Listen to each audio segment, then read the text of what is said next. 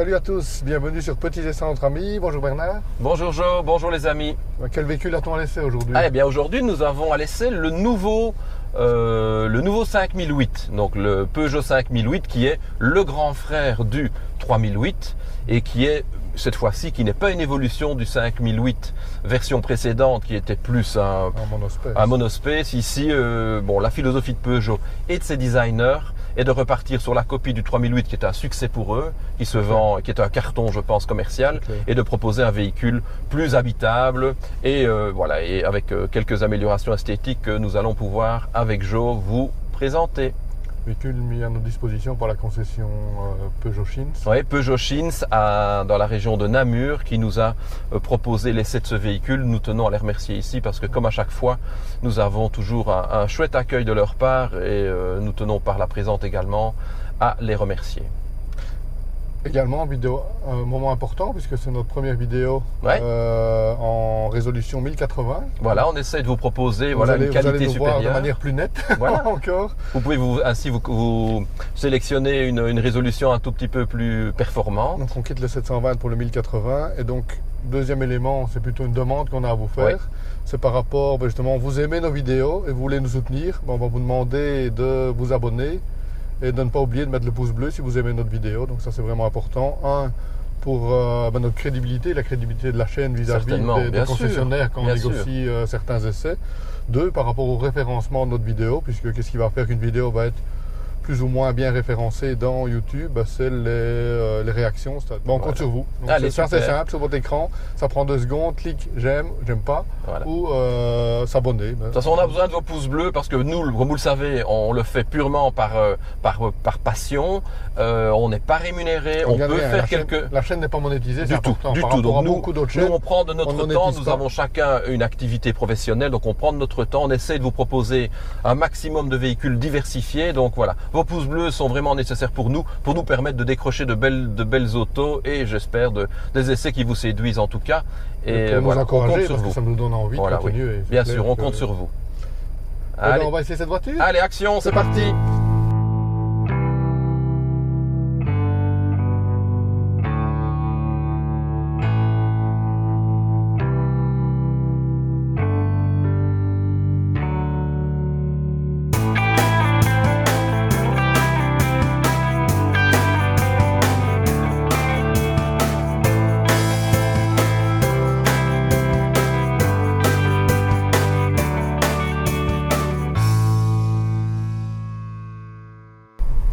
Eh bien voilà, ce 5008, on l'a mis en situation puisque on s'offre quelques petits chemins de traverse, quelques petits chemins de campagne. À la question, le 5008 est-il un vrai SUV qu'on peut emmener un petit peu, comme tu dis, sur des chemins un petit peu hors des sentiers battus? On l'a testé et la réponse est oui. Disons que voilà, il a une hauteur de caisse qui permet de passer assez facilement dans des chemins de campagne comme ceci. Maintenant, le choix actuel qui a été fait par Peugeot, c'est de le proposer en 2 roues motrices. Le sera-t-il en 4 roues motrices? Ça, wait and see. Il y a peut-être des chances devant le succès si ça justifie de faire un développement pour un 4 roues motrices. Mais voilà. C'est clair que c'est pas un franchisseur comme les Range Rover. On est d'accord, mais c'est en tout cas il peut un petit peu sortir des sentiers battus. Un petit peu comme on l'a testé avec le Stelvio. Oui. Aussi accepter d'être un petit peu. Oui, si vous le verrez, on a fait quelques chemins de campagne et aucun souci au niveau facilité. D'ailleurs, on le voit, ils ont un petit peu comme le Canada Dry, ils ont les ingénieurs, les stylistes ont volontairement voulu un petit peu masquer l'embonpoint de la voiture, on le voit, avec des éléments de carrosserie qui sont assez marqués, à savoir que carrément, je dirais, un quart des portières est fait de façon sombre. Ils ont mis une ligne en un jonc chromé pour casser, on va dire, la silhouette et la rendre un tout petit peu plus fine. Mais par contre, voilà, ces bas de caisse sont avec une peinture un peu en noir mat, qui est une peinture de protection. Donc on peut sans problème avoir des petits branchages qui n'abîmeront pas la carrosserie, qui elle démarre carrément 50 cm plus haut que le bas de caisse. Et autre astuce stylistique, puisqu'on est pour l'instant dans le style affirmé des 3008-5008, c'est on va dire l'allongement du véhicule. Celui-ci s'allonge de 19 cm. Voilà, de 19 cm. À 4,64 m. Voilà, au niveau de l'empattement, bien sûr, et au niveau de la capacité de chargement. Et ils ont voilà, utilisé une astuce stylistique que vous avez certainement pu remarquer et que vous allez voir sur les images, c'est de donner le sentiment que le véhicule est visuellement plus court au niveau du haillon arrière, avec justement cette descente, on va dire, cette descente de toit qui est matérialisée par un jonc en chrome. Et alors que, et vous le verrez aussi, que bien sûr la malle arrière et le coffre, lui, est carrément 50 cm plus long. C'est clair que au niveau esthétique, au niveau intérieur aussi, on peut dire que c'est un 3008 avec cette place. Ah, Je pense que oui, c'est vraiment la philosophie. On retrouve le tableau de bord, on retrouve les mêmes moteurs, c'est vraiment le choix se fait vraiment par rapport à la place qu'on souhaite avoir à l'intérieur. Exactement. C'est vraiment là que se situe la différence. Comme tu l'as dit, esthétiquement, l'avant, la calandre est le même. Il y a deux niveaux de calandre. Hein. Donc celle-ci, on est dans le niveau GT Line, donc qui donne une calandre plus agressive, un peu plus sportive. Oui, j'aime bien. L'avant reste, moi ça m'évoque quand même les Range. Écoute, quand on prend sous certains angles, c'est un peu, je pense que c'est un petit peu. On en avait parlé déjà. On l'avait dit sur le Kodiaq. Sur le Kodiaq aussi. On peut le redire ici aussi sur le. Oui, mais c'est vrai que bon là, il faut bien s'inspirer. Il y a toujours dans ce type de véhicule, les pionniers, c'est Land Rover, et bon, il faut bien que c'est normal d'ailleurs que les stylistes s'en inspirent, puisque ils ont réussi magistralement, et Peugeot est sur la bonne voie aussi pour faire des cartons avec ce type de véhicule. On retrouve l'univers de la 3008 avec ces petites caractéristiques qui sont bien sûr le petit volant. Avec mes plats des deux côtés. Mes plats haut et bas, donc ça vous le verrez ici sur la vidéo. De manière à pouvoir donner une vue sur le e-cockpit. Voilà. Bien sûr le e-cockpit, vous le verrez, qui peut être sélectionné en fonction des choix de chacun, d'avoir les compteurs traditionnels, d'avoir la navigation, d'avoir une partie de compteur, une partie de navigation. Oui, les paramétrables comme on le souhaite. On le fait comme on le veut. Il y a bien sûr on garde quand même un écran tactile. Un écran tactile de bonne taille et qui est à bonne distance pour pouvoir l'utiliser ou le manipuler. Donc de ce point de vue-là, c'est bien pensé. Et alors bien sûr, la forte personnalité de l'habitacle qui est caractéristique de ces deux véhicules. On l'avait relevé sur le 3008, on le maintient ici, c'est un habitacle original. Original, bien assemblé. Oui, il est bien fini. Fini, bien assemblé, qui ne braque-balle pas et qui en plus, donne une très belle sensation de haut de gamme, on peut le dire. C'est clair. Si on cherche, on peut trouver quelques plastiques durs, ça inévitablement, mais ils sont bien camouflés. Donc sur la partie visible, on est sur de la qualité. Oui, c'est de la belle ouvrage, comme on dit.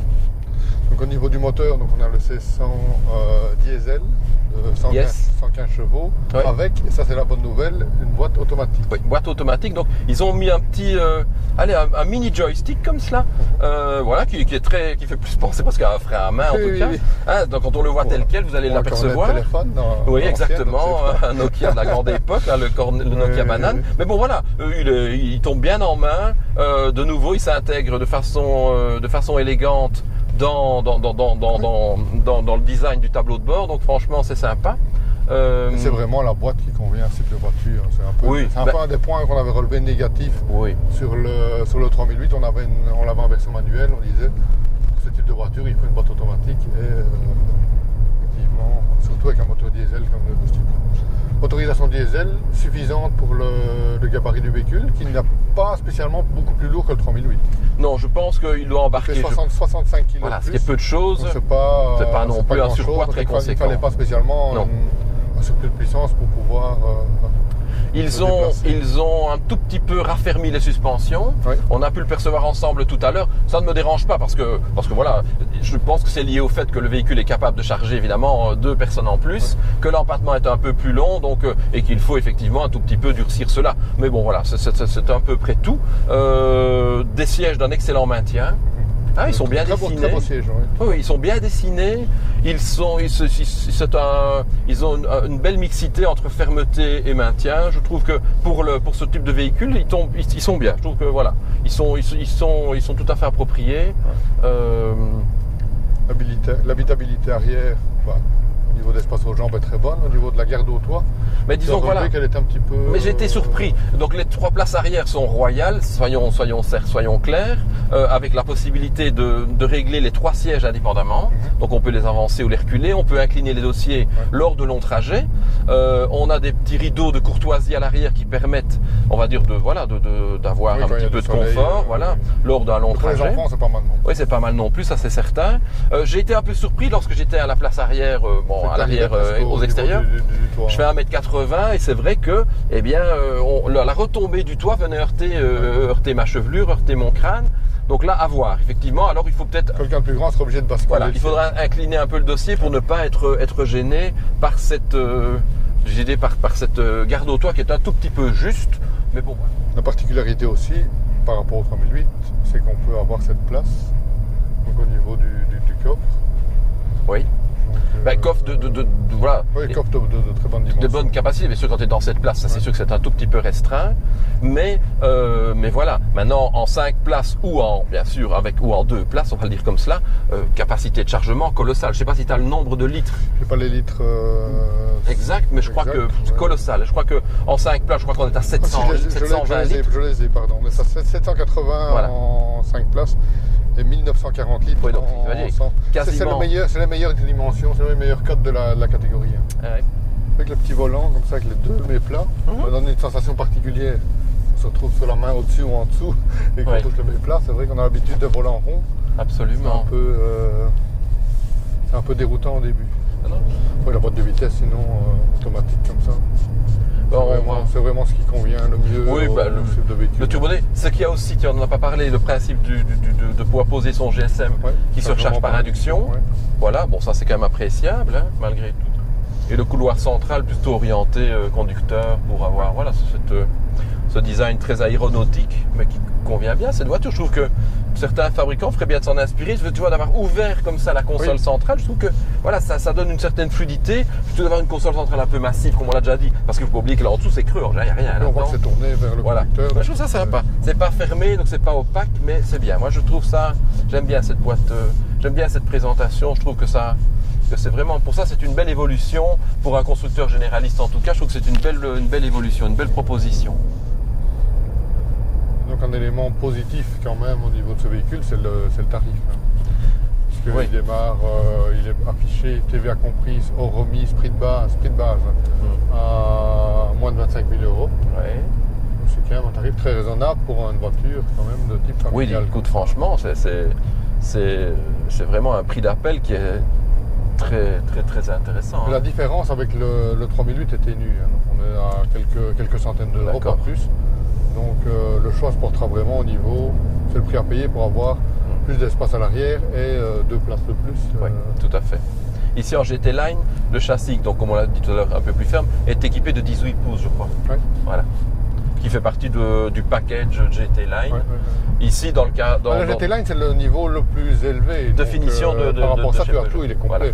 Mais c'est vrai que c'est bien. Moi, j'aime bien la finition, le ciel de toit anthracite. Avec le grand toit ouvrant, qui est vraiment un apport nécessaire dans ce genre de voiture, puisque c'est quand même très, très agréable. Voilà, comme je le disais, des beaux sièges, une finition avec un tissu type flanelle. Donc, franchement, voilà, elle a tout. D'ailleurs, il ne lui manque rien. Je veux qu'il y a quand même un dynamisme quand même certain. Ah oui. Ici on est sur des petites routes avec des tournants comme vous le verrez. Ah voilà, sport. Il faut maintenir le doigt pendant 3 secondes. Et même le son change un peu, malgré que c'est un diesel. C'est vrai. On a un petit peu plus de rugosité dans le son. Pour un petit moulin comme celui-là, ça donne un petit peu de pêche et elle enroule bien. Ce qui fait plaisir, c'est le dynamisme du châssis. Ça pèse quand même 1,5 tonne, je crois, plus ou moins, ce genre d'auto. Le freinage, mon ami ne sera pas endurant, mais il est quand même bien mordant. Et ça laisse emmener de manière, pas sportive, mais en tout cas un peu dynamique. Absolument. Dynamique, tout en restant confortable. Tu disais, elle est un peu plus ferme que le 3008, mais ça reste quand même royal au niveau du confort. Bien sûr, bien sûr. Contre le passage de vitesse au niveau des palettes n'est pas très rapide. Et donc si cette vidéo vous plaît, n'hésitez pas, n'attendez pas la fin de la vidéo, vous risquez d'oublier, à mettre le petit pouce Oui, non, je le petit disais pouce tout bleu. à l'heure en débutant. Écoutez, oui, le pouce bleu pour nous, c'est un petit peu l'essence qui nous fait avancer, puisque ça nous permet effectivement d'avoir une crédibilité, ça nous permet de décrocher des beaux véhicules. Et voilà, et ça vous permet, je l'espère en tout cas, de partager notre passion. Ben voilà, nous voici à la fin de cet essai. Oui, on s'est installé. On profite un petit peu des places arrière. Ah, c'est vrai qu'elles sont royales. Hein. C'est vrai qu'on a de l'espace aux jambes. On a de l'espace aux jambes, c'est confortable. Au niveau de la garde au toit, on est un petit peu juste. Mais lorsque j'incline le dossier, ça va. Oui, mais lorsque ça va, le dossier est droit, effectivement, c'est un tout petit peu on plus est grand, ça va restreint. demander d'incliner. Absolument, absolument. Et donc, pour conclure sur ce véhicule, je pense qu'on l'a dit, c'est un 3008. Spécifiquement avec un peu plus de place à l'arrière et deux places, plus de coffre et 7 places possibles avec les 2 places dans le coffre. Ouais. Sinon, je pense qu'ils ont pris les recettes gagnantes du 3008 et ils les ont appliquées sur ce véhicule. Oui, ils ont bien appris chez Peugeot. Ils ont vite appris, puisque le 3008 est un véhicule qui a même pas une année. Ouais. Et voilà, ils ont pris la bonne recette et ils l'ont mise en application pour ce véhicule. Et voilà, je crois que dans cette catégorie, c'est un sans faute. Hein. Ouais. Le véhicule est franchement impeccable, il est à maturité et on n'a pas relevé de défauts majeurs. Il est agréable sur la route, il a un bon châssis, il a une bonne position de conduite, il a une excellente finition. Donc oui, non, chapeau à Peugeot. Je trouve qu'ils nous ont offert un chouette produit. Et donc, on va vous demander... Oui, votre avis votre avis est important. Donc, quel est votre avis finalement? On vous demande un petit... Vous êtes plutôt 3008 ou 5008? Ah oui, tant sur l'esthétique que sur l'utilisation du véhicule. Ben voilà, donnez-nous votre... Dites-le nous en commentaire. Ouais. Hein, commentez notre essai et donnez-nous vos préférences entre les deux véhicules. Votre avis nous intéresse. Voilà. Et donc, pour terminer, n'oubliez pas le petit pouce. Le petit pouce bleu. De vous abonner. Et on se retrouve la semaine prochaine, si tout va bien, pour un essai particulier. Écoute, oui, on va voir un petit peu ce qu'on va pouvoir venez nous rejoindre la semaine prochaine parce que si tout se goupille bien, on aura une belle surprise pour vous. Quelque chose que vous nous avez demandé et qu'on va vous... On va commencer à essayer de mettre en pratique, en tout cas la semaine prochaine, une présentation et peut-être quelque chose de sympa pour vous. On y réfléchit en tout cas. Soyez là, vous ne le regretterez pas. Allez. À la semaine prochaine. À bientôt. Salut à tous. Au revoir.